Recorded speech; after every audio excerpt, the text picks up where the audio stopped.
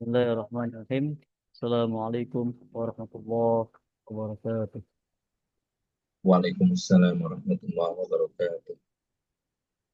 Bismillah, alhamdulillah, alhamdulillahirabbil alamin wa bihi nasta'inu ala umuri dunya waddin. Salatu wassalamu ala asrofil anbiya'i wal mursalin wa ala alihi wa sahbihi ajma'in amma ba'd. Rabbi ishrah li sadri wa yassir li amri wa hlul 'uqdatam min lisani yafqahu qawli. Ya Fattah ya Alim ya Kafirin. Alhamdulillahirabbil alamin. اللهم صل على سيدنا محمد وعلى آل سيدنا محمد كما صليت على سيدنا إبراهيم وعلى آل سيدنا إبراهيم وبارك على سيدنا محمد وعلى آل سيدنا محمد كما باركت على سيدنا إبراهيم وعلى آل سيدنا إبراهيم في العالمين.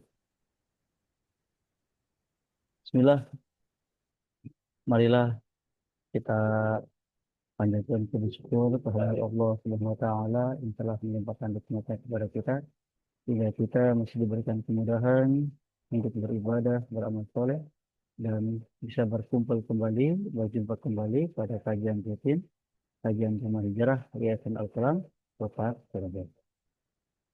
Kemudian salawat dan salam semoga selalu tercurahkan kepada pimpinan kita Nabi Muhammad SAW, pada keluarganya. Semoga kita dan umatnya diberikan kemudahan untuk mendapatkan syafaat melalui beliau kelak. Amin. Amin ya rabbal alamin. Alhamdulillah, marilah kita awali kajian kita pada malam hari ini dengan sama-sama membaca basmalah. Bismillahirrahmanirrahim. Yang sama-sama kita hormati, kita muliakan guru kita, Ustaz Marifin. Semoga Allah SWT melimpahkan keberkahan, dimudahkan segala urusannya, baik urusan dunia maupun urusan akhirat. Amin. Amin. Ya Rabbal Alamin. Bapak Ibu yang kami hormati, bila kita langsung saja ya untuk materinya pada malam hari ini yaitu tentang takdir Bapak Ibu.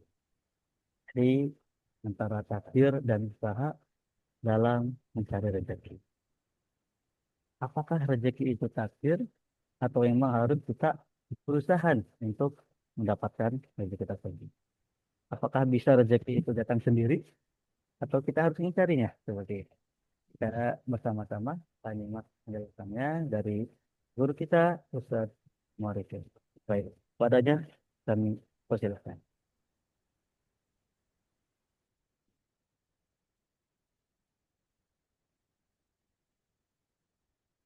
Assalamualaikum warahmatullahi wabarakatuh. Waalaikumsalam warahmatullahi wabarakatuh. Alhamdulillahi rabbil alamin. Wassalatu wassalamu ala ashrafil anbiya wa imamil mursalin. Sayyidina wa maulana Muhammadin wa ala alihi wa sahbihi ajma'in. Allahumma salli ala Sayyidina Muhammad Al-Fatih lima ughliqa wal khatimi lima sabab nasiril haqqi bil haqqi wal hadi ila siratikal mustaqim wa ala alihi wa sahbihi haqqa qadrihi wa miqdarihil azim amma ba'd. Para hadirin hadirat jamaah rumah hijrah yang dirahmati Allah Subhanahu wa taala, dan juga tidak lupa kepada host kita Kang Muhammad Adib. Puji syukur kehadirat Allah Subhanahu wa taala atas limpahan anugerah nikmat yang telah Allah berikan kepada kita semuanya, khususnya nikmat iman, nikmat tetapnya Islam, dan juga nikmat sehat walafiat, sehingga kita semuanya pada malam hari ini dalam rangka untuk mensyukuri atas nikmat itu, kita bersama-sama untuk mengkaji, untuk belajar bersama, untuk sharing bersama. Ini bagian daripada syukur kita kepada Allah Subhanahu wa Ta'ala. Surat salam, Allahumma sholli ala Muhammad wa ala ali Muhammad. Semoga senantiasa tercurahkan kepada junjungan besar Nabi Agung Nabi Muhammad Sallallahu Alaihi Wasallam, dan kelak kita semuanya mendapatkan syafaatul uzma di hari kiamat. Amin amin ya rabbal alamin. Para hadirin hadirat yang dirahmati Allah Subhanahu wa Ta'ala, tema kajian pada malam hari ini adalah antara takdir dan usaha dalam mencari rezeki. Antara takdir dan usaha dalam mencari rezeki. Bapak Ibu hadirin sekalian yang berbahagia,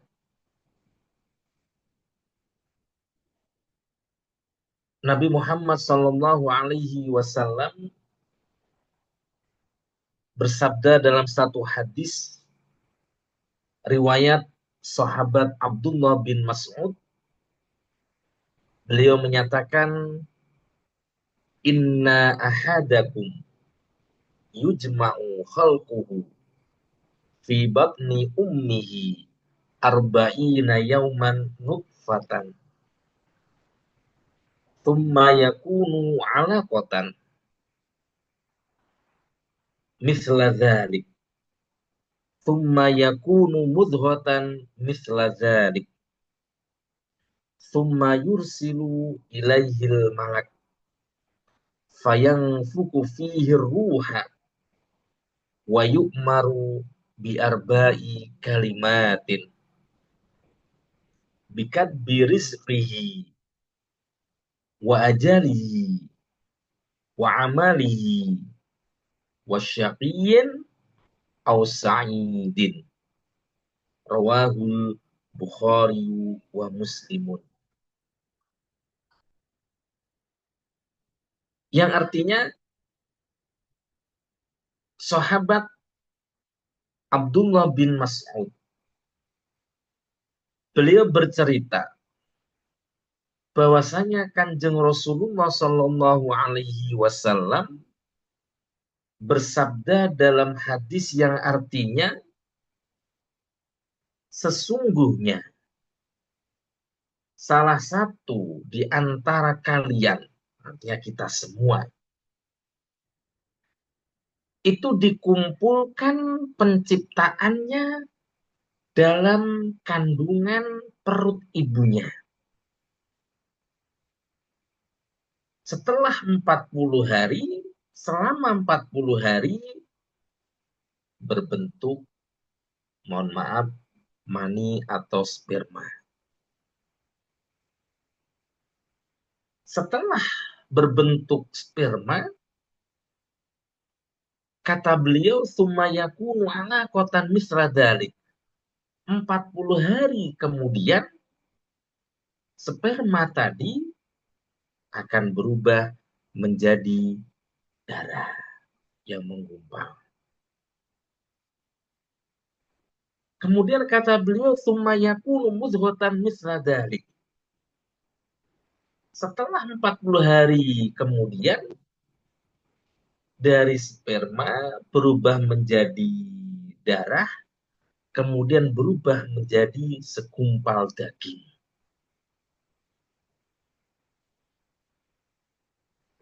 Berarti kelipatan 40 hari, 40 hari, 40 hari.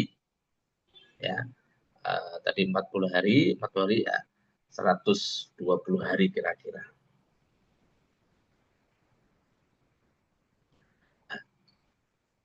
Setelah sudah menjadi segumpal daging, Kemudian Allah mengutus malaikat.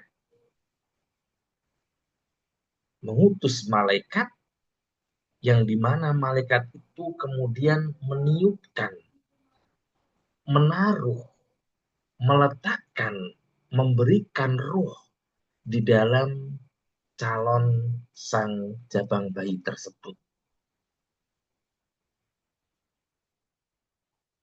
Ini makanya kalau sebagian umat muslim, nggak semua, itu ada istilah kalau di kampung itu ngupati, maksudnya 4 bulan.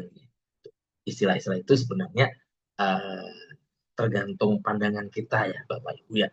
Uh, ada yang mengatakan itu bukan ajaran, ya boleh berusaha. Tapi sebenarnya kalau saya sedikit menelisik, ngupati itu apa sih?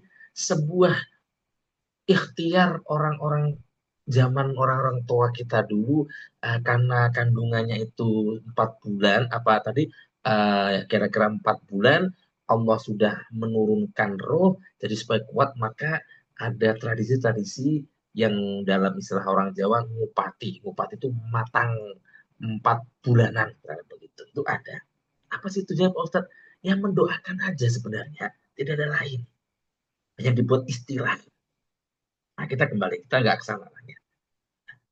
Kemudian setelah 40 tadi, bahasa orang Jawa sudah ngupati ya, sudah berbentuk segumpal daging, Allah sudah menaruh nyawa, kemudian malaikat disuruh oleh Allah untuk menuliskan 4 perkara, 4 ketetapan dalam jabang bayi tersebut. Apa isinya, para hadirin jamaah sekalian? Malaikat disuruh oleh Allah untuk menentukan rezekinya, menulis rezekinya. Yang kedua adalah menetapkan, menulis ajal atau wafatnya. Yang ketiga adalah menulis, menentukan amalnya. Dan yang keempat adalah wasyakiyin au sa'idin. Kelak menjadi golongan orang yang selamat atau orang yang celaka. Hadirin jamaah Bapak Ibu yang dirahmati Allah Subhanahu wa taala, kami sengaja menghadirkan hadis tersebut karena menurut pandangan saya itu adalah sebuah pijakan di mana Allah takdirnya ya menghampiri atau takdirnya menyertai seorang manusia ketika sudah berumur tadi kira-kira 120 hari di dalam kandungan ibunya, itu sudah ditetapkan rezekinya. Tidak hanya rezekinya, nggak hanya rezeki, tapi tadi 4 perkara. Nah, tetapi kajian kita, pembahasan kita akan khusus tadi ya dengan menuliskan, menetapkan rezekinya. Sehingga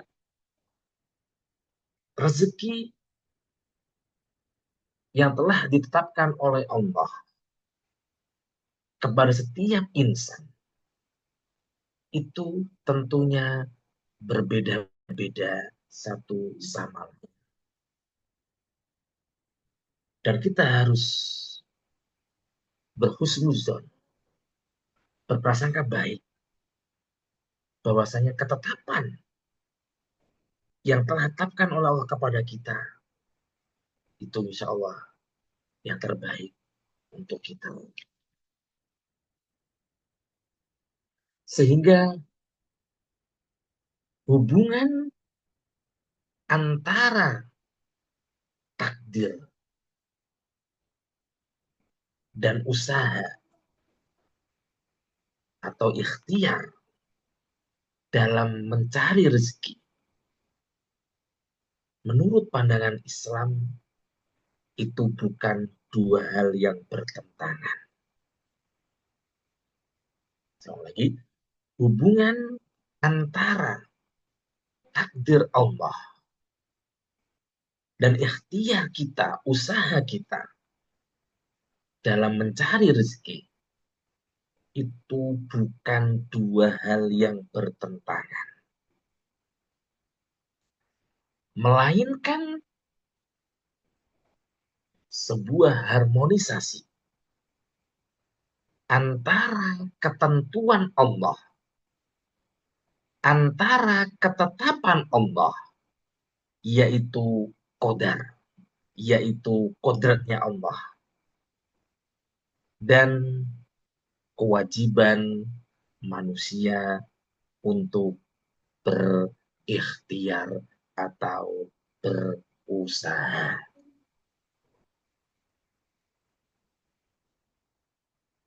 Jadi yang namanya ikhtiar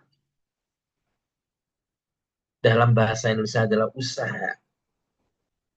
Itu memang merupakan sarana yang harus ditempuh oleh setiap insan, oleh setiap manusia, oleh setiap dari kita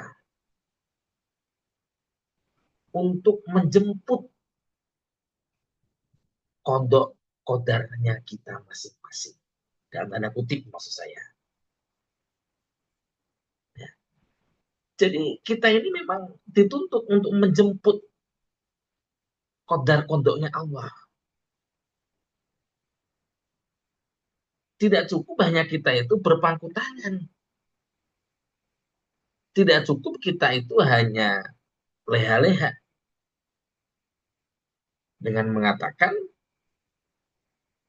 kalau Allah itu sudah menetapkan saya kaya, ngapain saya kerja Pak Ustadz? Atau sebaliknya, ngapain? Mau saya emang katanya miskin, ngapain saya pusing-pusing begini dan lain-lain. Tidak begitu. Karena kita kan nggak tahu takdir kita masing-masing. Itu rahasia Tuhan. Dan memang dirahasiakan. Sehingga kita itu nanti berlomba-lomba. Ya bahasa tanda kutip saya, berlomba-lomba untuk menjemput masing-masing takdir kita itu seperti apa.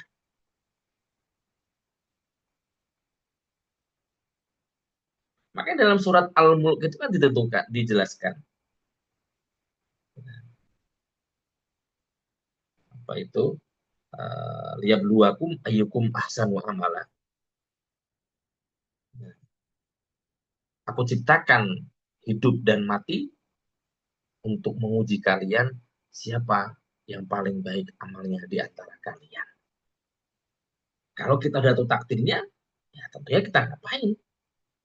Karena kita nggak tahu takdir kita, sehingga satu-satunya cara adalah dengan ikhtiar. Baik ini urusan rezeki atau urusan tadi, mohon maaf, uh, masuk kategori orang yang amalnya baik atau tidak, orang yang nanti akan selamat atau orang yang tidak selamat, itu juga kita dituntut untuk yang namanya adalah ikhtiar atau usaha.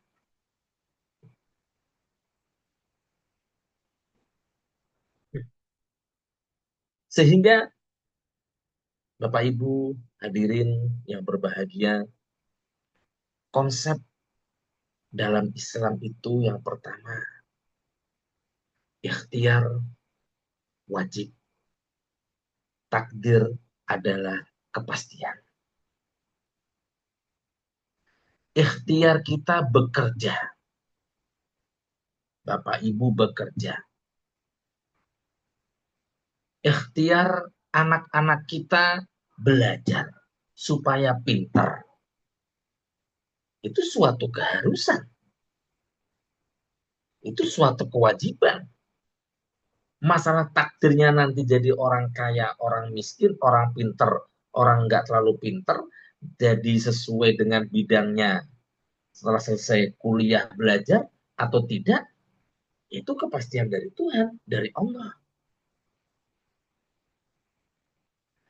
Jadi ikhtiar kita mencari rezeki, usaha kita, bekerja keras itu dalam kacamata Islam bukan untuk menentukan hasil, tetapi sebagai bentuk kepatuhan dan seni menjemput takdir. Sama lagi, jadi usaha kita, ikhtiar kita, kerja keras kita, itu semata-mata bukan untuk menentukan hasil, tapi sebagai bentuk kepatuhan dan seni menjemput takdir. Karena kita tidak tahu hasil ujungnya. Itu yang pertama. Yang kedua,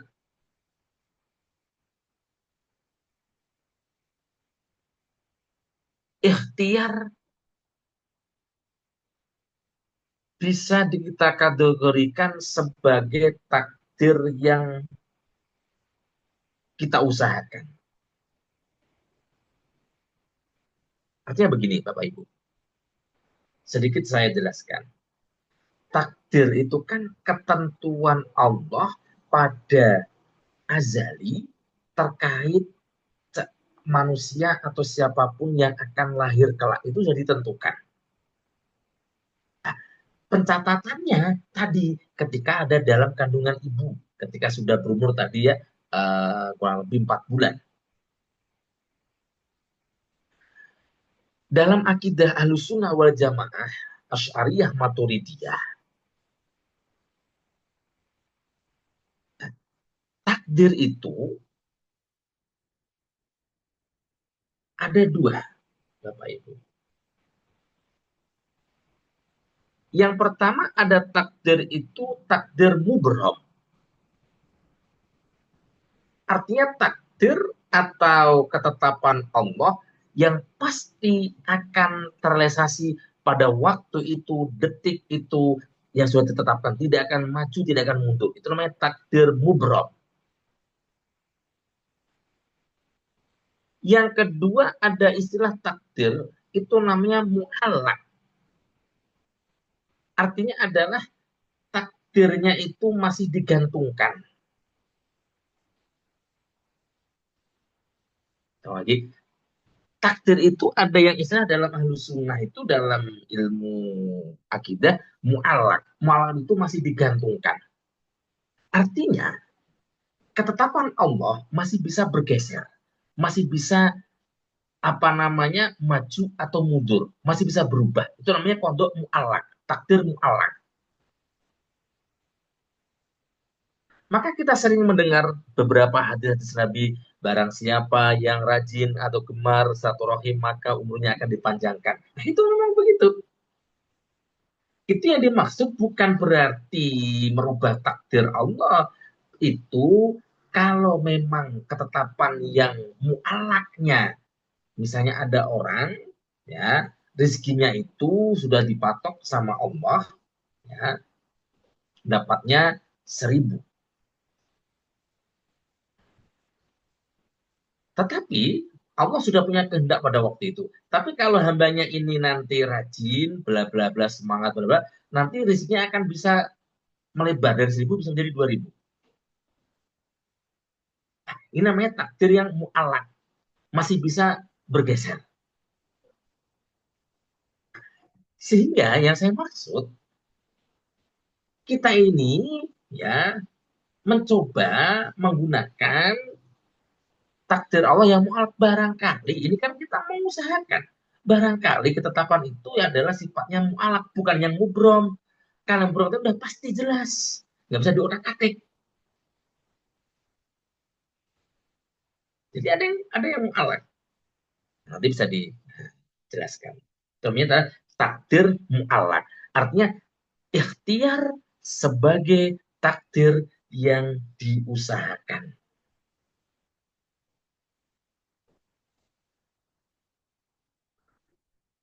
Kemudian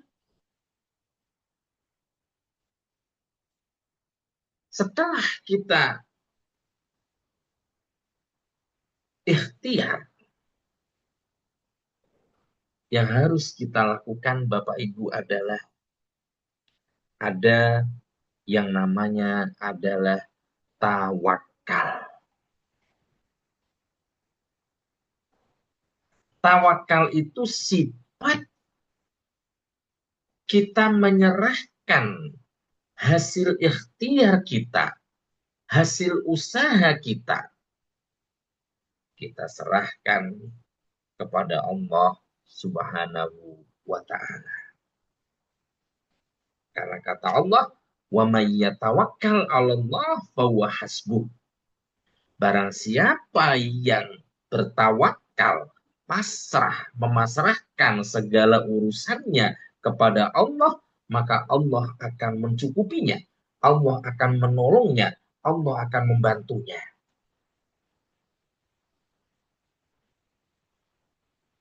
Ini tentunya tawakal pasrah yang sudah melalui usaha, melalui ikhtiar Bapak Ibu. Jangan sampai kita itu tawakal-tawakal tapi nggak ikhtiar. Namanya bohong. Nah, ada orang mau kaya hanya angan-angan, angan-angan, angan-angan. Ya bohong. Ini penting sekali. Kemudian yang keempat adalah yang harus kita pahami, rezeki tidak datang sendiri. Rezeki kita harus menjemputnya. Seperti hanya jodoh misalnya. Betul, jodoh tetapkan. Tapi kalau nggak kita jemput, ya nggak akan datang.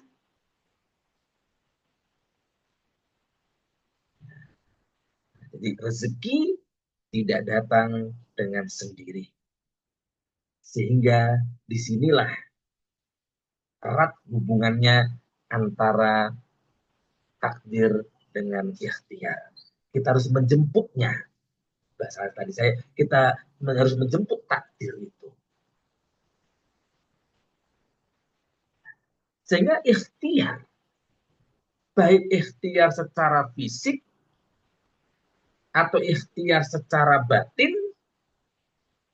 itu merupakan jalan pembuka rezeki. Ikhtiar fisik itu ya kita serius. Kalau orang dagangnya tepat waktu, ya, sungguh-sungguh, dicatat secara fisik, barangnya dibagusin supaya menarik, harganya bersaing, ulet, jujur. Ikhtiar secara batin, misalnya memperbanyak amalan-amalan, kita sholawat, ya, sholat malam, misalnya. Kemudian memperbanyak sodako,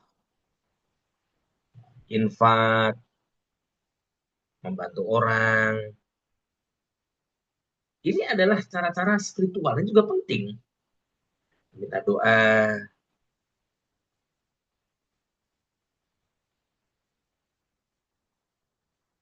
Kemudian yang kelima Bapak Ibu adalah berikhtiar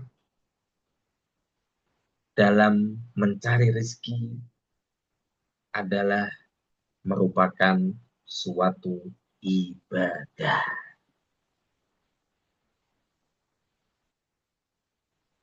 Sebagaimana sabda Nabi dalam satu hadis, sering diungkapkan dalam kitab Ta'limul Muta'alim, teksnya apa namanya, kam min amalin yatasawwaru bisurati a'malid dunya wa yasiru min a'malil akhirati bi husnil niyat. Banyak amalan-amalan ikhtiar duniawi, pekerjaan-pekerjaan duniawi, notabene adalah untuk mendapatkan finansial. Tapi kata Nabi itu bisa menjadi amalan akhirat alias berpahala dengan niat yang baik. Hakikatnya Bapak Ibu panjenengan, saya, teman-teman semua, ada yang dagang, ada yang sebagai pengajar, ada yang sebagai pendidik, ada yang mungkin jadi supir misalnya, ada yang di pasar, jadi pegawai negeri, ada tentara, jadi polisi, sesuai dengan tugasnya masing-masing. Itu adalah bentuk pengabdian masing-masing dari kita kepada Allah untuk mendapatkan rezeki. Dan kalau niatnya kita baik, mencukupi kebutuhan sendiri, yang berkeluarga untuk keluarganya, untuk ngasih nafkah orang tua, anak, dan sebagainya, kata Nabi, pahalanya itu tidak kalah dengan orang yang baca Quran, orang yang baca sholawat, orang yang sholat sunat, itu juga sama. Hanya modelnya yang berbeda, Bapak Ibu. Sehingga kita jangan berkecil hati. Saya kok sholat-sholatnya sedikit, Pak Ustadz. Ini apa-apa. Ya masa Bapak Ibu pagi mau pakai seragam, mau sekolah. Ya, pagi-pagi mau pakai ke kampus. Ya mau ngapain? Kewajiban kita tidak di situ. Ngapain, Pak? Cari rezeki. Nah, itu juga sama hanya kita itu membaca Quran seolah-olah kalau diterjemahkan begitu. Itu Kanjeng Rasulullah yang menyatakan, bukan kami. Nah, kira-kira maksud Rasulullah begitu. Hadirin jamaah Rumah Hijrah rahimakumullah. Jadi kita ini kalau dalam kitab Al-Hikam karya Imam Ibnu Athaillah Al-Iskandariyah, beliau mengatakan tingkat orang mencari rezeki itu ada tiga, Bapak Ibu. Ini tasawuf ya kira-kira, agak sedikit dalam. Yang pertama adalah beliau mengatakan tingkat kasab. Kasab itu tingkatan orang awam kayak kita-kita, saya, Bapak Ibu panjenengan. Kasab itu artinya harus mengandalkan ikhtiar usaha yang maksimal.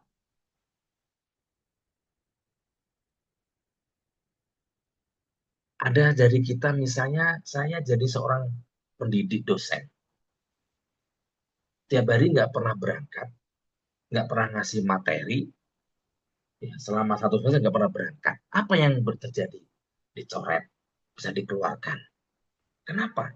Karena memang derajat saya ini harus berusaha maksimal. Ya sebagai pendidik, ya dosen ya tadi. Itu juga dengan yang lain, Bapak Ibu, dagang apa, berusaha. Memang tumpuan kita ya usaha kita itu. Tentunya dengan apa namanya, berdoa itu udah jelas. Yang kedua, kata beliau adalah tingkatan tawakal.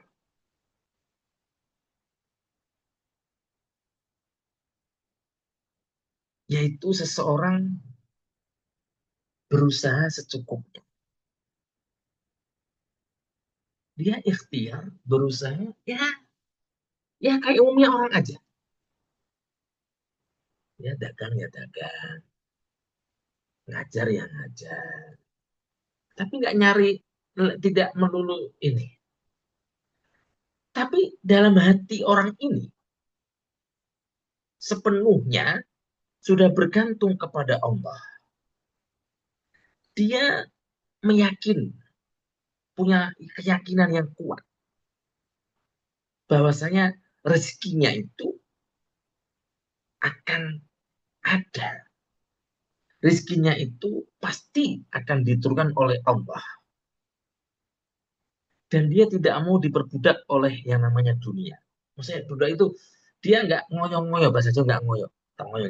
Tidak capek-capek enggak. Tapi dia tetap masih usaha. Sekali lagi, ini tingkatan orang sufi, Bapak Ibu, tingkatan orang tasawuf.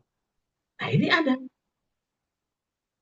Ini biasanya sebagian, ya, kalau yang pertama itu ya kita-kita. Nomor dua ini biasanya sebagian kiai-kiai, ya, orang dulu, ustadz, kiai-kiai yang ini.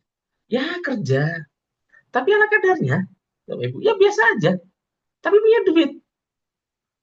Tawakalnya kuat. Tapi kita jangan coba-coba di situ. Ya, kita nggak boleh. Kita harus menyesuaikan porsi kita. Ya, dagang.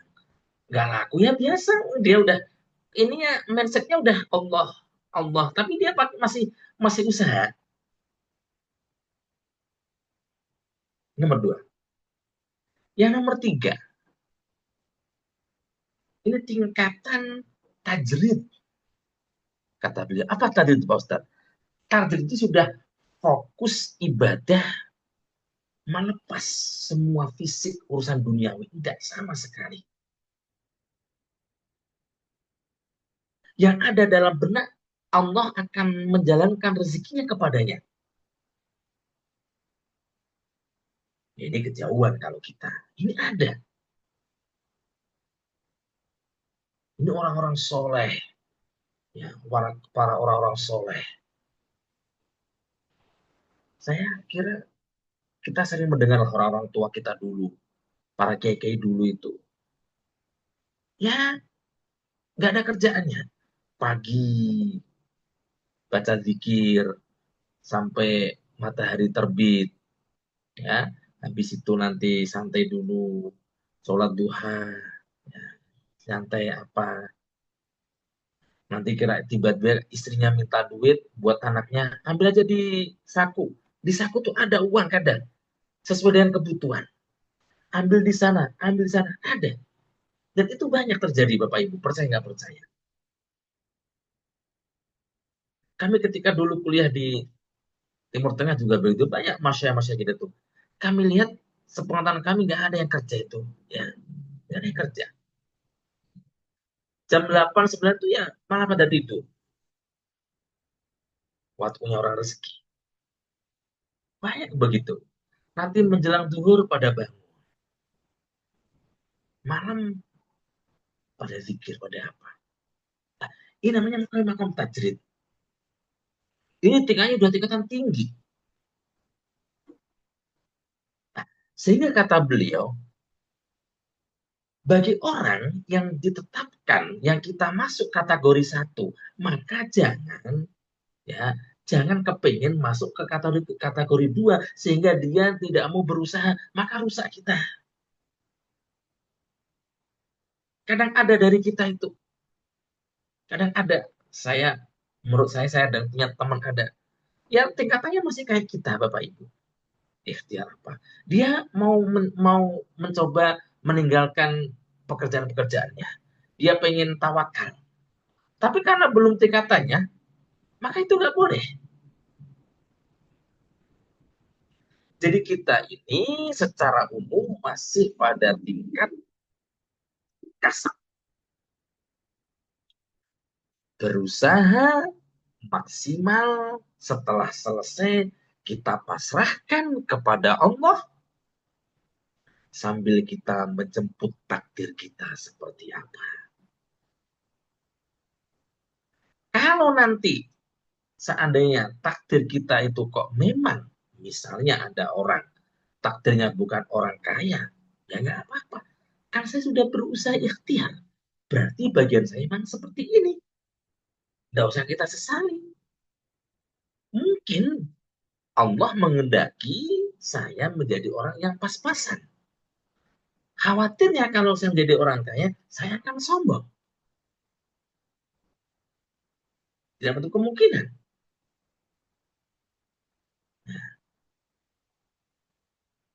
Jadi ada sebuah kisah kira-kira. Ada orang nyari, ada seorang raja nyari anak-anak muda dari kampung yang masih muda-muda. setelah didapatkan, anak-anak muda ini dikasih makan yang kenyang, biar badannya berisi, ya, biar gemuk, biar apa. Rencananya mau disembelih, mau dimakan. Singkat cerita, datanglah urutan si A. Sudah memenuhi standar, badannya bagus, bla bla bla. Ketika mau disembelih, ternyata orangnya buta. Sehingga sang raja nggak mau, ini cacat. Saya nggak mau, ini cacat. Daging nggak enak, karena dia buta. Apa Bapak Ibu yang terjadi? Apa kata si buta itu? Alhamdulillah, untung aku diciptakan Allah menjadi buta. Kalau aku tidak buta, aku sudah disembelih dan sudah dimakan sama raja itu. Ini sebuah inspirasi bagi kita. Terkadang kita tidak tahu rahasia Allah di balik ketetapan takdir yang telah ditetapkan kepada kita.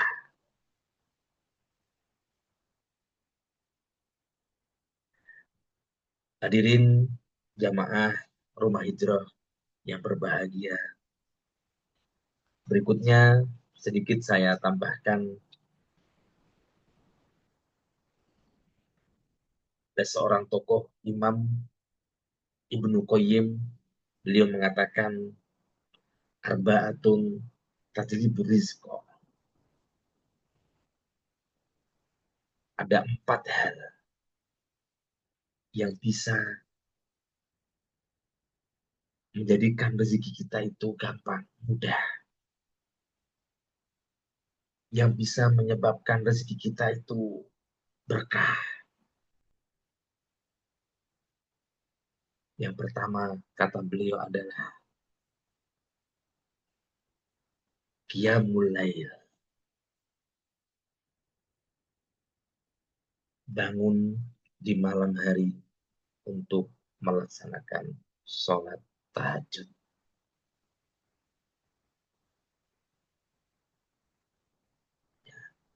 Qiyamul lail. Syukur-syukur menjelang waktu subuh di waktu sahur. Maka disitulah doa akan lebih cepat untuk dikabulkan oleh Allah. Yang kedua, kata beliau, wa kasratul istighfar bil ashar.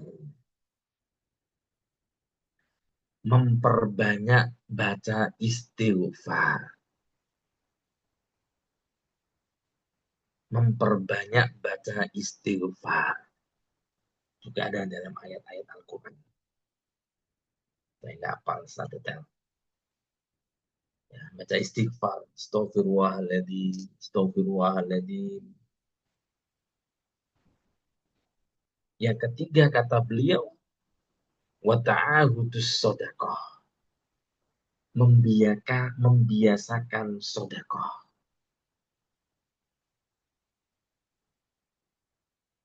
Baik sodakoh dengan finansial ataupun sodakoh dengan yang lain sesuai dengan kemampuan kita masing-masing.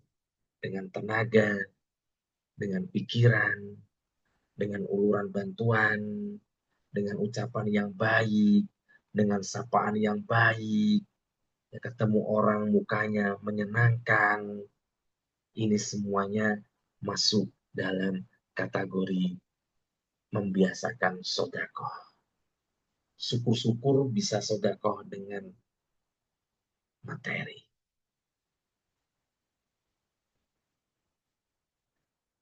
Yang keempat, kata Imam Ibnu Qayyim, wa dzikru awalan nahar wa akhirahu. Zikir kepada Allah di permulaan pagi dan di petang menjelang.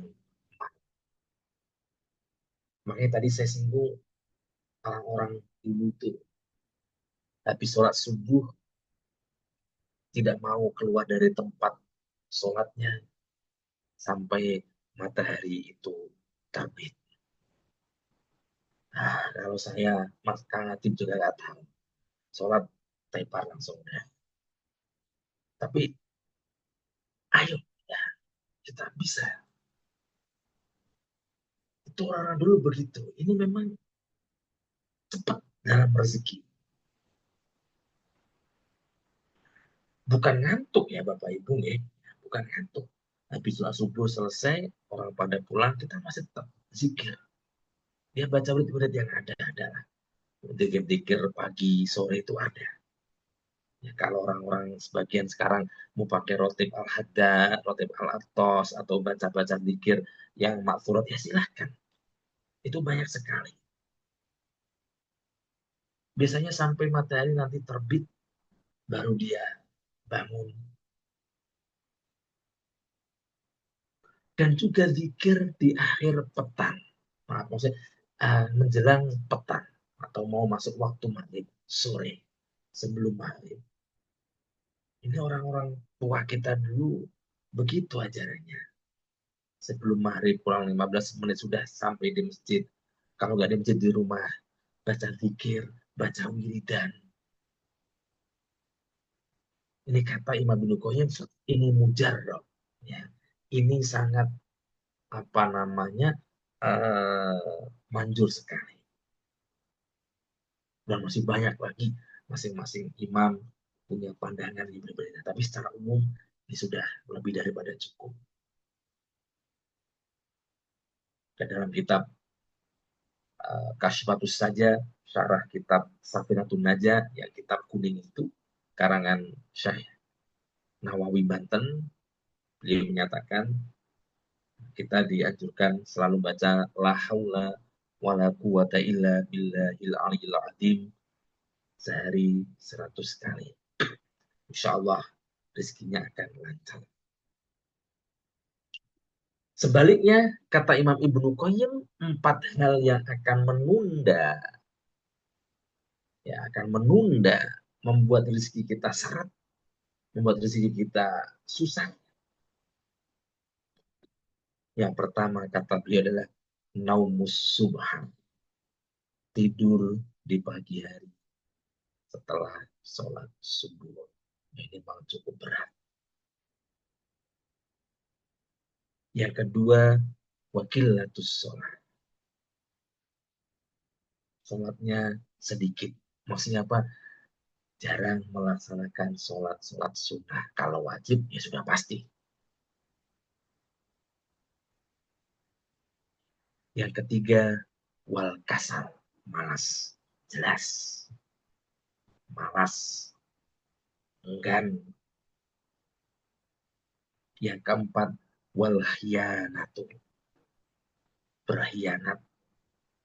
Suka nipu. Tidak jujur. Ini saya kira jelas sekali. Itu yang akan bisa menghalangi rezeki seseorang. Kemudian menurut Imam Syekh Mutawalli Sya'rawi, beliau mengatakan darajat rezeki, tingkatan rezeki ada 4 pula. Yang pertama al-mal, materi harta benda. Kata beliau itu adalah rezeki yang paling rendah.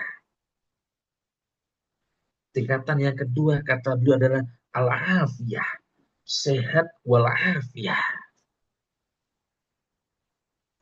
Menurut beliau itu adalah rezeki yang paling tinggi.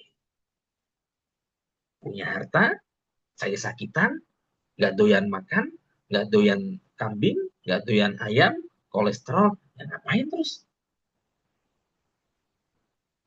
Kata beliau. Yang ketiga, solahul abna, punya anak keturunan yang soleh solehah, itu Derajat yang ketiga kata Imam Syarawi, rizki yang paling mulia. Dan yang keempat kata beliau adalah ridho Rabbil Alamin. Ridho keridaan Allah Subhanahu wa Ta'ala kepada kita, kepada hambanya. Itu kata beliau adalah kesempurnaan rezeki.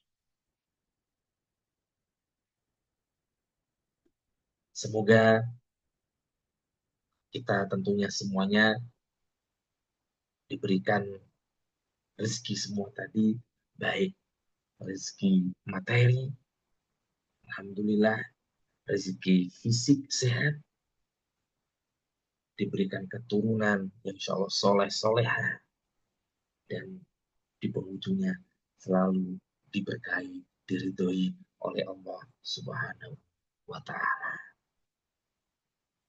Jadi kesimpulannya Bapak Ibu, sedikit yang bisa kami simpulkan bahwasanya antara usaha, antara takdir dan usaha mencari rezeki itu adalah dua hal yang tidak berlawanan, dan itu adalah dua hal yang saling berkesinambungan, saling harmonisasi. Karena ikhtiar adalah kewajiban, usaha adalah keharusan, dan takdir adalah kepastian, ketetapan dari Allah. Sehingga kita dalam tanda kutip dituntut untuk menjemput itu takdir. Dan apa yang nanti Allah tetapkan kepada kita, kita harus husnudon. Itu yang terbaik untuk masing-masing di antara kita semua. Kalau orang Jawa mengatakan wang sinawan. Saya melihat Kang Adib enak, santai, ya nggak beban, nggak punya utang sepertinya. Ya. Padahal Kang Adib merasa pribadinya saya banyak utang saat begini-begini. Mungkin Kang Adib melihat saya enak Pak Ustadz. Kenapa begini, begini, begini? Kata sampean, saya malah nggak enak. Saya melihat Bapak yang lain enak petani, nggak punya beban. Ya, kalau tangganya ada hajatan, tinggal libur aja. Nggak usah ke sawah. Kok bingung? Mau saya bosnya sendiri. Ada tangganya wafat, ya sudah. Ke sawah dulu, jam 8 pulang. Yang kerja di kantor ASN, nggak mungkin berani. Enak siapa? Enak petani, kata PNS-nya. Tapi kata petani, enak PNS. Berangkat, orangnya necis, pakai motor, pakai helm, bersih, dan. Begitulah kira-kira. Itu yang dimaksud dengan bahasa orang Jawa, wang sinawan. Orang itu yang saling melihat.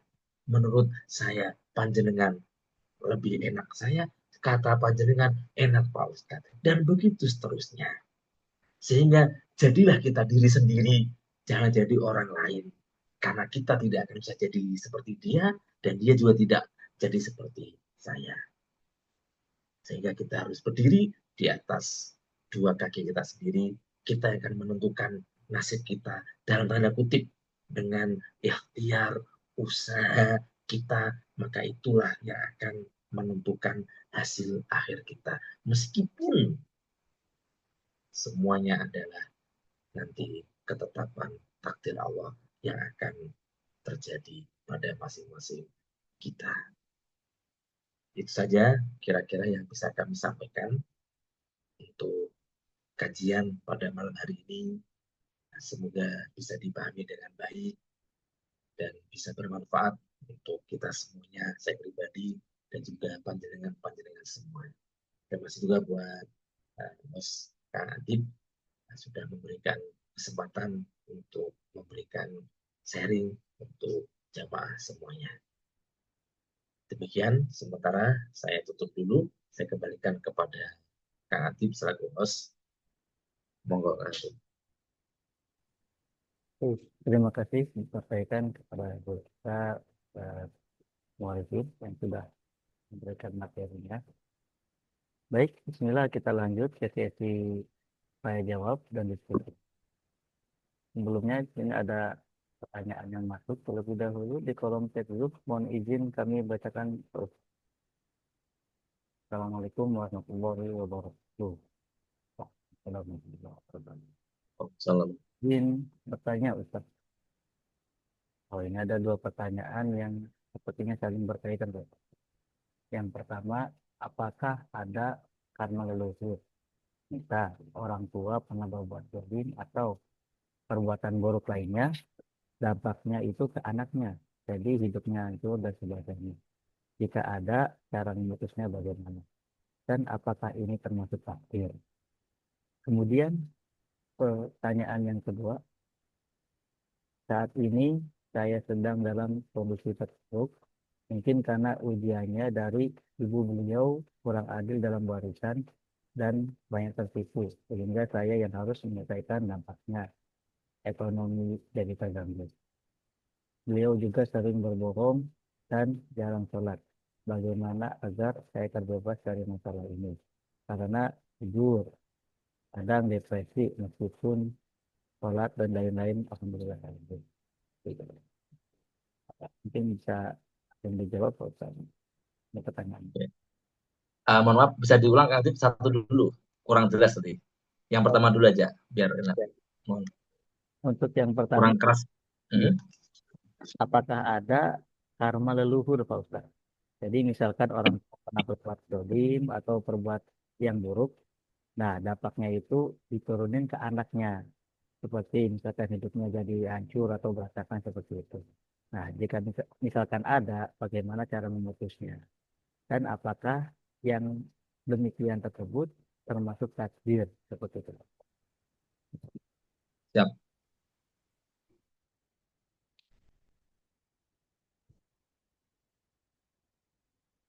Oke, terima kasih. Jadi pertanyaan yang pertama adalah apakah ada istilah seperti karma ya, karma buruk ya yang dilakukan oleh orang-orang sebelum kita. Kalau saya mengutip dalam satu hadis Rasulullah, Bapak Ibu, beliau pernah bersabda begini,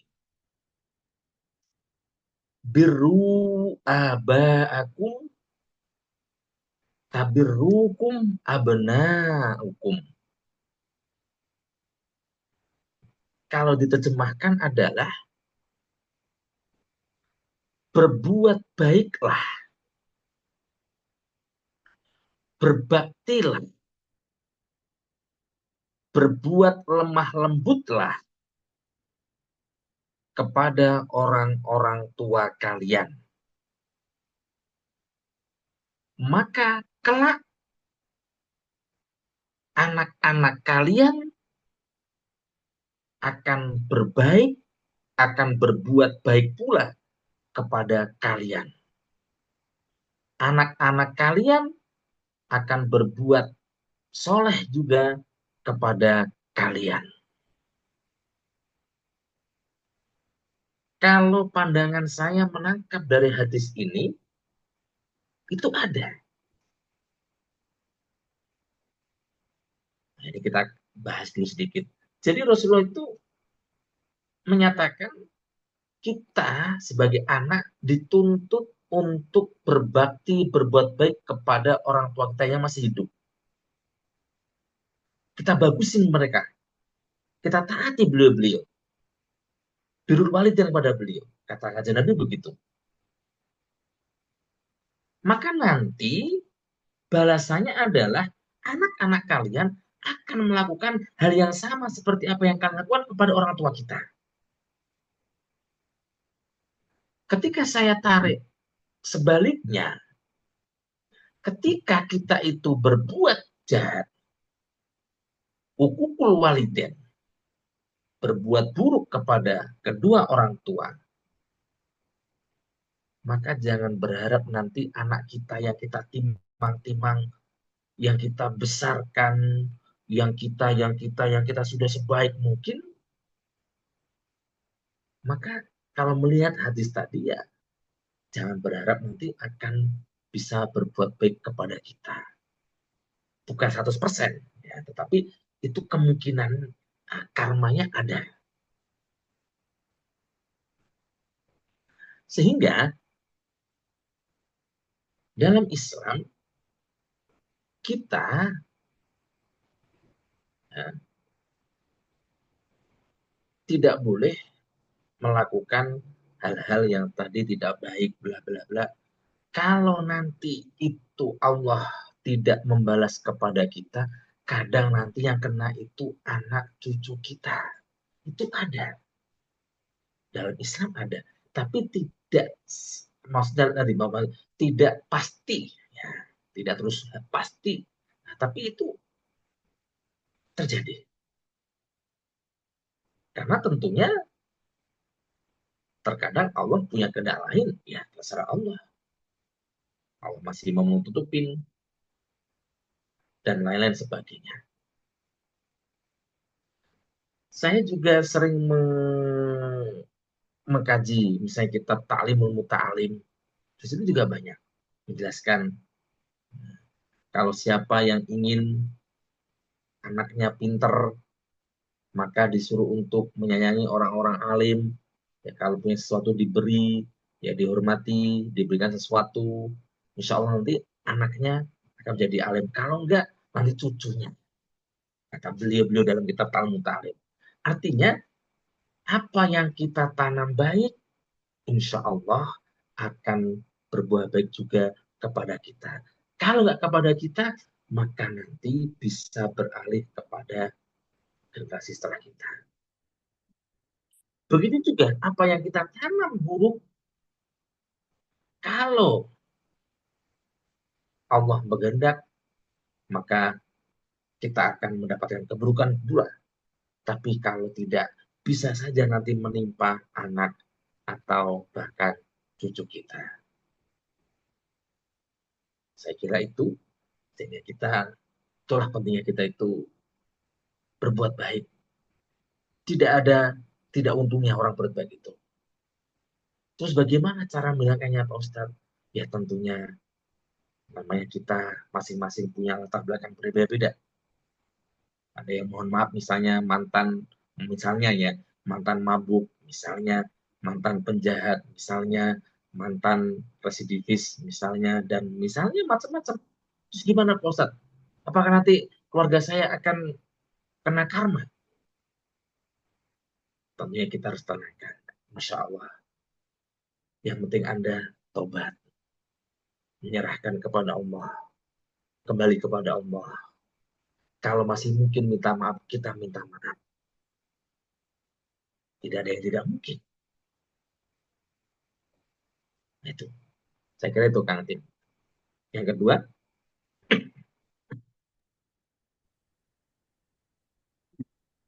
Mungkin yang kedua, saat ini saya sedang dalam kondisi terpuruk, mungkin karena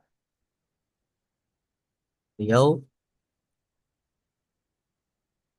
ujiannya dari ibu beliau kurang adil dalam warisan dan banyak tertipu sehingga saya yang harus menyelesaikan dampaknya, ekonominya jadi terganggu.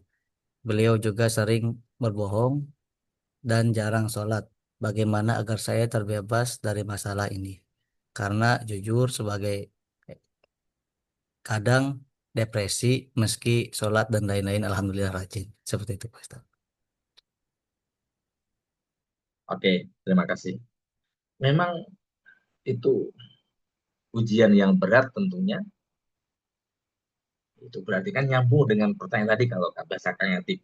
Ya kayak ya karma juga mungkin kira-kira ya kayak uh, yang kena dampak anaknya misalnya atau apa. Ya saya itu kira-kira kena dampak. Betul, bisa saja itu terjadi karena mungkin orang tua jarang sholat tadi, bagi warisan tidak adil atau apa. Tetapi kita yang sebagai anaknya harus kuat dan sabar melalui cobaan itu semua. Saya yakin panjenengan mungkin yang tadi mengalaminya merupakan pilihan dari Allah supaya lebih kuat diuji dengan segitunya, harus kuat, harus tabah, dan tentunya memperbanyak istighfar yang akan kepada Allah. Meskipun sudah sholat, sudah ini, jangan merasa kok sholat saya tidak bermanfaat. Tidak.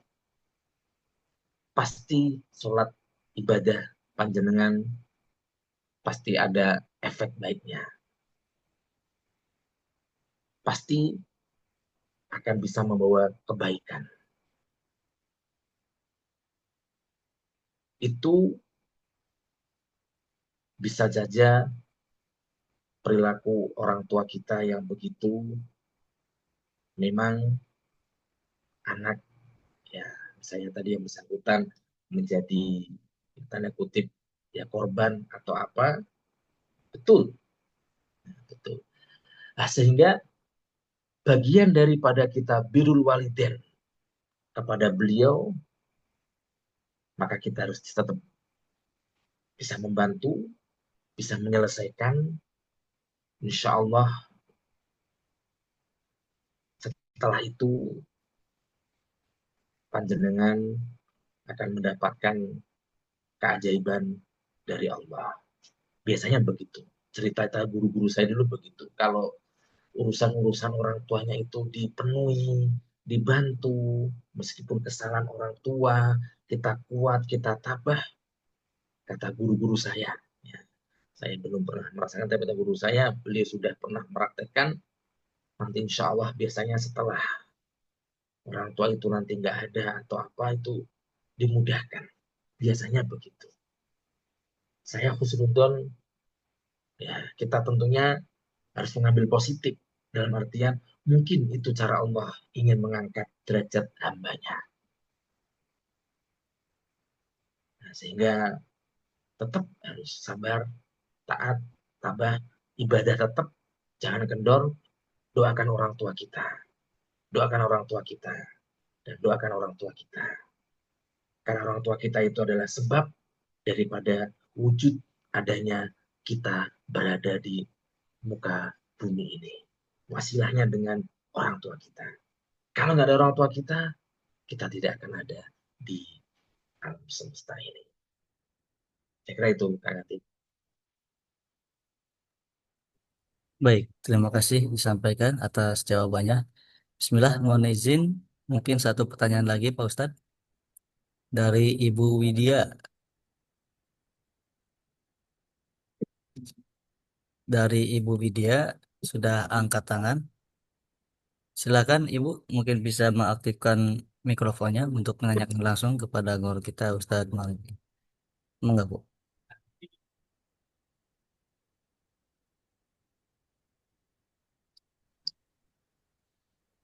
Assalamualaikum Ustadz.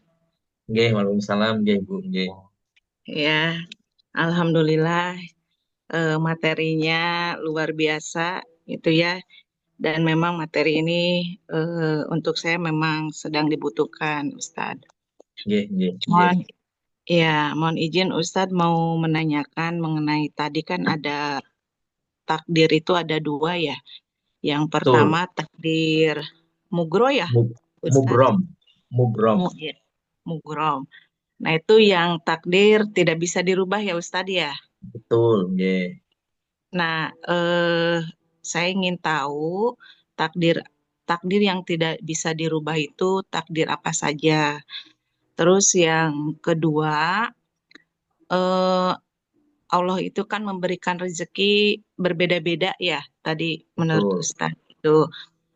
Nah, kalau sedangkan tadi ada disebutkan bahwa Allah itu sudah menentukan rezekinya di usia 4 bulan itu rezeki, terus patinya mungkin ya Ustadz ya, terus Nggih, nggih, amalan nggih. dan selamat dan tidaknya gitu ya Ustadz. Nggih, nggih.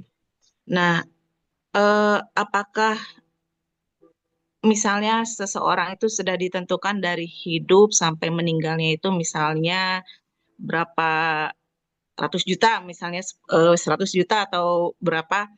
Nah, apakah bisa tidak kita itu berdoa untuk bisa menaikkan menaikkan gitu ya, menaikkan rezeki itu. Padahal rezeki itu pun kita tidak tahu ya berapanya setiap orang itu besarannya gitu. Ini kalau rezeki secara finansial. Namun yang dirasa itu kan kita kadang manusia itu punya rasa kalau apa ya jadi seperti tidak bersyukur atau gimana selalu masa kurang ya Ustadz ya seperti itu sehingga apa ya kita itu ini kurang dan kurang terus. Nah, tapi kita juga kan diperintahkan untuk berusaha. Siapa yang ingin merubah nasibnya, maka walaupun akan merubah kehidupannya. Betul, maka akan merubah nasibnya ya, Ustadz. Saya lupa Betul, siapa yang betul. Oke. ya arahnya ke sana.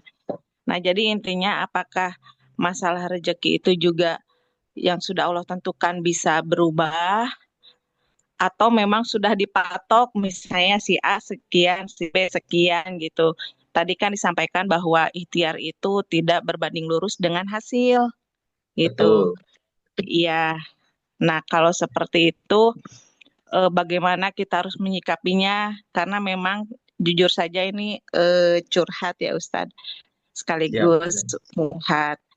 Jadi suami saya itu baru belajar hijrah dari dunia perbankan di BUMN gitu ya. Oke. Ya dari BRI sekitar 20 tahunan lah Ustadz gitu. Jadi eh, setidaknya ada perubahan secara apa ya, secara finansial Ustadz gitu. Nah, ketika hijrah itu malah ekonomi sekarang udah 6 bulan belum dapat kerja. Amanah-amanah belum selesai gitu ya. Padahal kita tuh udah berusaha pengen mengarah ke yang Allah perintahkan gitu. Jadi ya beban di sana itu apa ya jadi semakin terasa berat gitu Ustadz gitu. Makanya ini sebetulnya ada kesempatan dulu mungkin merasa enak apa sekarang bisa lagi enggak gitu ya. Seperti itu Oke. gitu Ya. Ustadz. Untuk apa? Untuk ya secara materi karena ya punya anak yang harus masih bisa melanjutkan cita-citanya gitu. Nah, jadi mungkin apakah keinginan manusia, misalnya cita-cita ingin anggaplah menjadi orang kaya atau sukses, itu masih ada harapan nggak Ustadz gitu dengan takdir yang sudah Allah tetapkan gitu Ustadz. Seperti itu. Karena kadang jadi berpikir yang betul tadi disampaikan oleh Ustadz bahwa ah ya udah Allah tuh sudah menentukannya seperti ini, tinggal ikuti aja gitu. Seperti itu Ustadz. Jadi kadang punya pemikiran seperti itu. Nah, mungkin pertanyaannya itu aja dulu, Ustadz. Yang pertama, yang tidak bisa dirubah itu seperti apa contohnya? Terus yang kedua, apakah dalam masalah rezeki juga itu, misalnya Allah sudah menentukan sekian, apakah bisa nambah atau tidak? Padahal saya juga nggak tahu gitu. Si A, si B-nya atau rezeki saya sendiri juga kurang tahu. Cuma ada kekhawatiran, apa ya, eh, ya namanya manusia ada rasa takut ya dalam surat apa juga itu ada ya akan takut kelaparan, takut apa tekanan dan lain-lain ya Ustadz ya yang pernah saya baca itu gitu. Udah ada kekhawatiran ke sana gitu Ustadz. Itu saja mungkin Ustadz. Terima kasih mudah-mudahan bisa menangkap apa yang saya maksud gitu Ustadz. Terima kasih. Jazakallahu khairan khairan. Wassalamualaikum warahmatullahi wabarakatuh.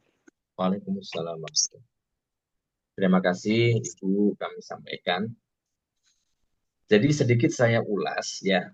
Ketetapan Allah atau yang namanya takdir itu tadi kita jelaskan ada dua macam. Yang pertama adalah ada takdir itu mubrom. ketetapan Allah yang sudah tidak bisa diotak-atik. Ya, contohnya kami tidak bisa contoh. Ya, semuanya bisa memungkinkan. Ya, kayak rezeki, ya, kemudian panjang umur, kesehatan, apa itu bisa sebenarnya sama itu. Kalau yang kodok mu'alak, ketetapan Allah yang digantungkan, artinya ketetapan Allah itu masih bisa bergeser. Ibu. Masih bisa bergeser artinya apa? Kadang ada ikhtiar dari manusia, kalau dia rezekinya itu ditetapkan waktu itu. Kalau memang waktu itu sudah ditetapkan dalam kodok mubrom, sudah 1 bulannya itu 5 juta, tidak akan bergeser, ya maka meskipun kita itu mati-matian kerja, yang tetap jabatnya ya segitu. Nah, dalam kodok mu'alak, contohnya juga sama. Kalau tetapan yang waktu itu kita itu tetapkan oleh Allah, misalnya umurnya, kita itu sebenar umurnya adalah 60. Tapi tetapan Allah itu masih bisa digeser. 60 itu dengan catatan kalau hamba ini nanti tidak ikhtiar, tidak silaturahim, tidak ini, tidak itu, maka 60 wafat. Ternyata manusia ini, orang ini, mohon maaf, maksud saya rajin silaturahim, bla bla bla, sehingga umurnya bisa nambah. Hanya saja mana yang menjadi ketetapan yang mubrom mualak, ya ini yang kita tidak tahu. Sehingga tadi kan kita kita kasih catatan waktu konsep itu kan ikhtiar sebagai takdir yang diusahakan oleh semua orang. Kita harapannya rezeki kita, kalau kita misalnya kondisinya rezekinya tidak bagus, maksudnya masih pas-pasan, harapan kita, kodok kita semoga bisa berubah. Harapan kita kodoknya adalah mu'alak, sehingga dengan kita lebih rajin, ikhtiarnya lebih kuat, akan naik untuk finansial kita. Betul, ya apa Ibu katakan tadi, ya memang berat ya ketika dulu di BUMN atau bla bla bla. Memang idealnya setelah resign, pastinya waktu itu harus dipikir matang, kemudian menyiapkan masa depan, ya yang ini, karena panjenengan tentunya masih tadi ada anak, masih yang di bangku sekolah, ya, itu juga harus harus kita pikirkan ya, Ibu, tentunya untuk masa depan anak kita, untuk masa depan anak kita.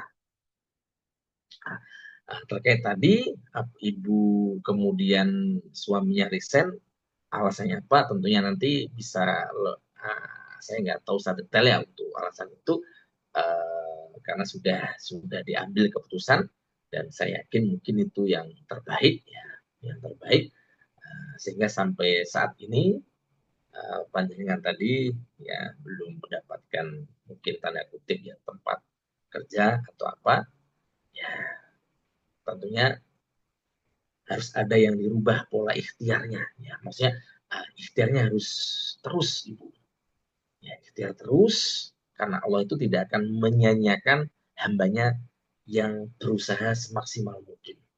Mungkin belum ketemu yang pas saja, tapi jangan menyerah.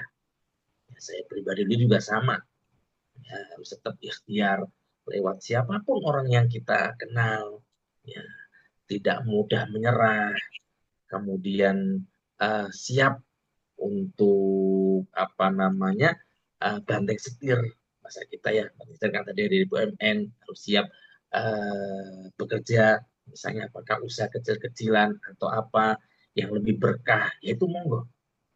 Jangan sampai kita hanya berbangku tangan, nah itu tidak dianjurkan oleh agama kita tentunya. Ada yang kurang terjawab, Ibu, tadi? Yang kedua apa tadi? Iya, jadi intinya mungkin Ustadz sekarang itu sebetulnya alhamdulillah bukan untuk ria atau apapun gitu ya kalau melihat. Jadi resign itu karena memang hijrah, Ustadz. Nggih, Jadi nggih. meninggalkan riba gitu kan. Ya mungkin Allah memberi hidayah setelah 18 Betul. tahun ya kerja Iya. di bank. Jadi Iya. ada shock gitu dalam sisi finansial. Pasti Nah, kalau finansial ya. ya, nah kalau saya lihat itu ya alhamdulillah selama di bank pun tidak pernah meninggalkan sholat. Lalu qiyamul lailnya tetap dijalankan sampai sekarang pun gitu. Namun belum terlihat gitu. Waktu itu keyakinan tuh kuat gitu Ustadz. Keputusan kami sudah memutuskan dengan keyakinan Allah itu pasti membukakan jalan lah gitu. Hanya kan ada titik lelah ya Ustadz gitu Betul, sampai betul. aduh takut putus asa atau gimana gitu. Karena kita itu kami tuh memutuskan tuh memang belum ada pegangan gitu dan amanah-amanah masih belum selesai gitu Ustadz. Bahkan Nggih. kita jalankan sunah-sunah malah perasaan kok jadi makin membengkak gitu Ustaz. Jadi eh, terus terang ini ada di titik Kayak ya lelah mungkin seperti itulah iya, Ustaz iya, gitu. iya. Seperti makanya ikut kajian tapi satu karena usia juga mungkin Ustaz ya udah 46 jadi keterbatasan dalam memasuki dunia kerja itu dari usia juga terbatas ya. Seperti itu. Jadi misal melamar-lamar lagi juga melihat Betul. usia gitu ya Ustadz seperti itu. Sekarang sih kecil-kecilan jualan telur gitu Ustadz gitu. Namun ada kekhawatiran ini gimana ke depannya gitu Ustadz. Apakah maksudnya jadi ya itulah gitu. Ada kesempatan untuk bisa bangkit lagi nggak Ustadz gitu atau Allah ganti dengan yang lebih baik dari yang sebelum-sebelumnya namun ditunggu-tunggu belum juga Ustadz gitu belum Tak kunjung terlihat gitu tak kunjung terlihat ya Ibu ya. Nggih, nggih, nggih. iya gitu jadi harus bagaimana menyikapinya gitu kadang ya tiap hari menunggu ya ada titik lelah dan hopeless lah gitu Ustadz gitu Betul. ini Allah sampai ya ada pikiran ini kayak yang didiemin gitu punten gitu Ustadz karena ya memang awam gitu kita masih belajar lah gitu seperti itu. Nggih, Terima kasih Ustadz. paham, Pak. Bisa dimaklumi karena dulu pernah Pak tanda kutip merasakan cukup dalam kecukupan. Bahasa orang kan Iya, agak kaget ya. Bahasa kita orang mungkin orang tua kaget. betul. Kok kok katanya dijanjikan begini, ternyata kok sudah saya mengalami beberapa tahun masih di titik yang sama, mungkin bahkan Betul. mungkin malah lebih rendah, mungkin Iya, begitu. iya, betul Ustadz. Ya, sangat sangat bisa dipahami ya, sangat bisa dipahami. Memang uh, apa namanya itu sangat-sangat berat tentunya ya bagi bagi ibu dan bapak tentunya melewatinya. Tapi kita tetap yakin karena ibu bapak kan waktu itu sudah yakin tekad bulat untuk tanda kutip tadi ya resign ke hijrah itu tentunya sudah konsultasi waktu itu ya dengan yang dianggap paham tentunya. Itu sudah diambil keputusan sehingga apapun yang sudah terjadi menurut kami karena itu sudah diambil keputusan tidak ada yang harus kita sesalkan karena ibu sudah sama bapak sudah ngambil kebijakan seperti itu tinggal menatap ke depan meskipun tadi sudah buka usaha kecil-kecilan ya ikhtiarnya usahanya yang ditingkatkan dengan itu maksudnya cari koleganya cari ya pembelinya dengan menghias bahasa saya atau apa menarik bla bla bla harus lebih diketokkan lagi karena ini ibu mulai titik dari nol lagi seolah-olah gitu bukan yang kemarin masalahnya bukan yang kemarin yang setiap bulan sudah jelas secara finansial ya, sehingga kaget mungkin dilihat teman sanak keluarga tetangga juga cukup kaget juga tetapi saya yakin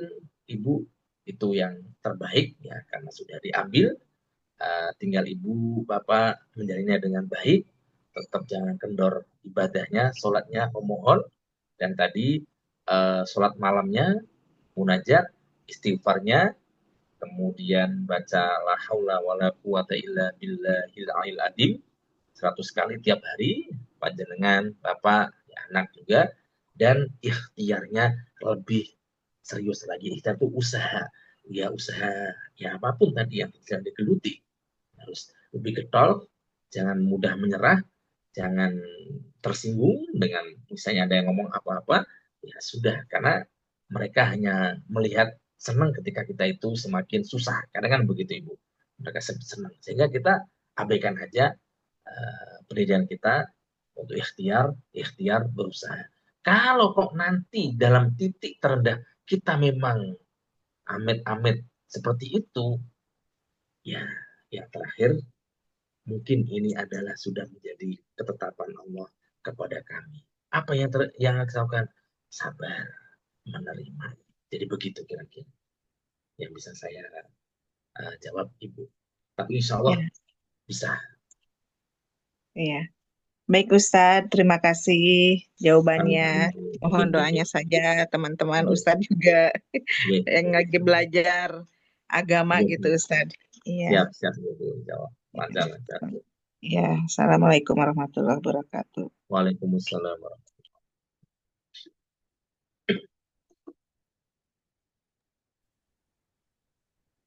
Baik, alhamdulillah. Mungkin kita cukupkan untuk kajian kita pada malam hari ini, Pak Ustadz, Bapak Ibu. Bismillahirrahmanirrahim. Kita sudah berada di penghujung acara kajian kita pada malam hari ini. Semoga ilmu-ilmu yang kita dapatkan dapat dimanfaatkan, dapat dimudahkan untuk mengamalkannya dalam kehidupan kita sehari-hari. Amin, amin ya rabbal alamin. Baik, sebelum ditutup, kami berikan kesempatan kepada Pak Ustadz Muarifin untuk menyampaikan closing statement, Pak Ustadz. Mungkin juga doa untuk kita, semoga diberikan kemudahan, lancaran rezeki, dan dimudahkan segala urusan dan hajat-hajatnya. Amin. Maaf. Terima kasih Bapak Ibu hadirin hadirat rahimakumullah. Jadi kesimpulan yang bisa kita ambil dalam kajian malam hari ini adalah bahwasanya antara ikhtiar, antara takdir dan usaha kita mencari rezeki itu adalah satu sama lain saling berkesinambungan. Takdir suatu ketetapan, kepastian, dan ikhtiar itu adalah suatu kewajiban bagi kita sebagai hamba, sebagai manusia yang lemah, harus selalu berikhtiar. Dan dengan itu, ikhtiar kita itu Allah akan memberikan balasan, dicatat sebagai amal yang baik, amal yang soleh. Apapun hasilnya, Allah tidak melihat. Yang Allah lihat adalah kesungguhan kita dalam berikhtiar. Sudah cukup dicatat sebagai amal yang soleh. Sesuai dengan harapan kita, alhamdulillah. Tidak sesuai dengan harapan, alhamdulillah. Karena itu juga hakikatnya dari Allah juga. Dan yang terakhir, tentunya masing-masing dari kita mempunyai aktivitas pekerjaan yang masing-masing.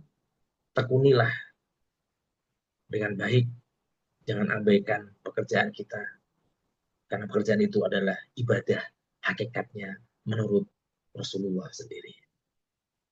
Dan bagi yang dalam rangka merintis, berusaha dalam titik yang kurang baik, jangan berkecil hati, jangan buta, jangan cepat menyerah, tapi tetap istiqomah, lanjutkan seraya memohon pertolongan kepada Allah, bertawasul juga ya, kepada Allah, memohon dengan tadi baca zikir, istighfar, sholawat, sholat malam, kalau ada lebihan sedekah, tidak segan-segan kita minta orang yang lewat, kita ngasih orang fakir. Orang-orang dulu kadang sambil dia ngomong, Bu, Mas, nih saudara dari saya. Sebelumnya saya minta maaf, doakan saya. Itu orang tua kita kadang begitu. Jadi kita nyeplok minta didoakan. Orang-orang tua kadang itu yang kadang ucapannya makbul, manjur. Jadi itu. Dan apapun yang telah kita lakukan, ikhtiar semua itu, saya yakin akan menjadi amal soleh bagi kita semuanya. Allahumma sholli ala sayyidina Muhammad wa sallim ala sayyidina Muhammad wa sallallahu tabaraka wa ta'ala an kulli sahabati rasulillah ajmain. Alhamdulillahi rabbil alamin. Allahumma sholli ala sayyidina Muhammad salatan kamilatan wa sallim salaman taman ala sayyidina Muhammadin alladhi tanhalu bil 'uqadu wa tanfariju bil qurabu wa tuqda bil hawaij wa tunalu bil raghaib wa husnul khawatim wa istasqal ghamam bi wajhil karim wa ala alihi wa sahbihi fi kulli lamhatin wa nafasin ba'da di kulli ma'lumin. اللهم انفعنا بما علمتنا وعلمنا بما علمنا اللهم ارزقنا علما نافعا ورزقا كثيرا حلالا طيبا مباركا فينا ربنا آتنا في الدنيا حسنة وفي الآخرة حسنة وقنا عذاب النار ربنا تقبل منا إنك أنت السميع العليم وتب علينا إنك أنت التواب الرحيم صلى الله على سيدنا محمد النبي الأمي وعلى آله وصحبه وبارك وسلم سبحان ربك رب العزة عما يصفون والسلام على المرسلين والحمد لله رب العالمين سر الفاتحة Bismillahirrahmanirrahim. Maliki yaumiddin. Iyyaka na'budu wa iyyaka nasta'in. Shiratal mustaqim. Shiratal ladzina an'amta 'alaihim.